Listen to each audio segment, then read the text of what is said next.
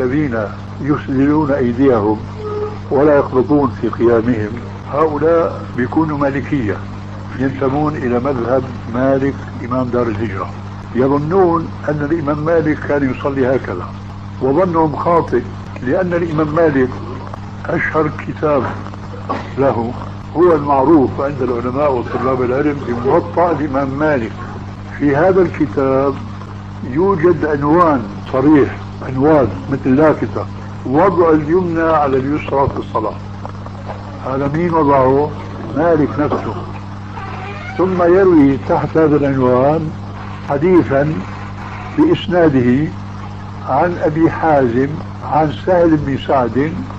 سهل بن سعد صحابي من الأنصار معروفين مشهورين، أبو حازم تابعي، عن هذا التابعي تلقاه الإمام مالك.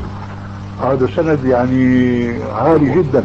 مالك عن أبي حازم عن سهل بن سعد قال: كانوا يؤمرون بوضع اليمنى على اليسرى، ينمي ذلك إلى النبي صلى الله عليه وسلم، يعني يرفعه إلى الرسول صلى الله عليه وسلم. هذا كلام الإمام مالك في الموطأ وروايته. ومن طريق الإمام مالك تلقاه الإمام البخاري، فروى هذا الحديث في صحيحه.